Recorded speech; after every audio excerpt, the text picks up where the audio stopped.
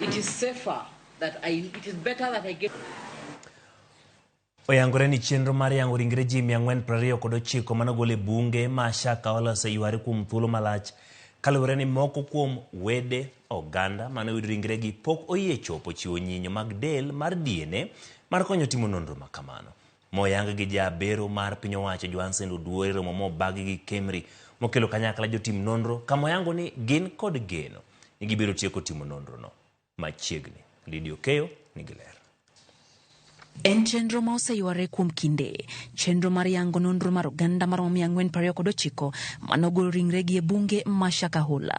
Kochiwo sigand Shakahola, oduro yango ni e dwe mar adek higa mar 2023 negiyudo ripot ni ringre nyithindo mokariyo noyudi ka oiki Shakahola. Omiyo nitiere dwaro mar dhi golo ringrego. Kata kamano, ne giromo gi gino mane pok oneno nyaka nochak tije. Mane wach mabulolo.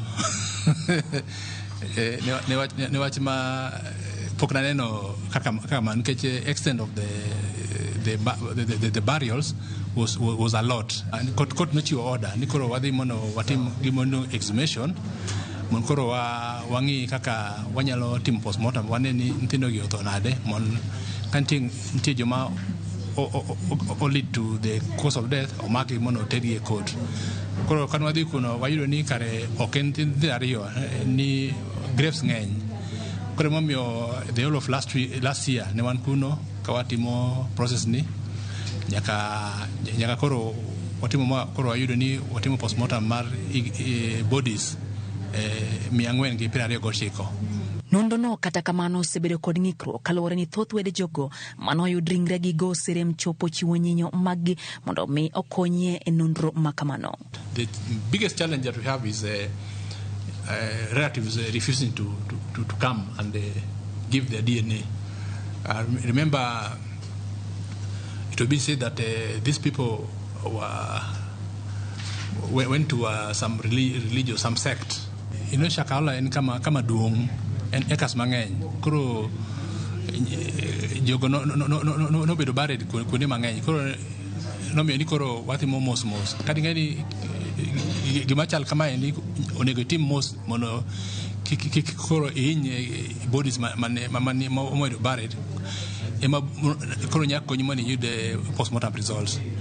Oduor lero ni moko kuom ringrego bende osetuo kendo kethore. Gino ma bende osekelo ng'ikruok e chenro mar yango ringrego.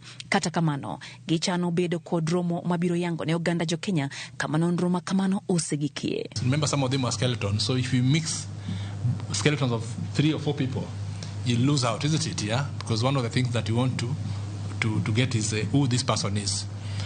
So we understand there are some DNAs already. I don't know the number, which I think in a week's time we are going to sit down and look at them and proceed back to Malindi so that we can try to release a number of bodies which have been identified. Olero ni kunyo kendo golo ringre manosiki Shakahola omiyo gibedo kod ng'eyo mathoth e tijgi ka wacho ni oganda nyaka ng'e ni onge maundu ma inyalo iki ma ok yangore. E romo mokelo kanyakla jotim nonro mapacho kama bage gi Kemri, jabero mar piny owacho Johansen oduor kwayo oganda jo Kenya mapok oneno wedegi kuom kinde malach mondo mi ochiw nyinyo mar dendgi mar konyo kaso nonro mitime ringre 429 manoyude bunge ma Shakahola. Lydia Okeyo, Ramogi TV, Nairobi. Kora mgaji bang tok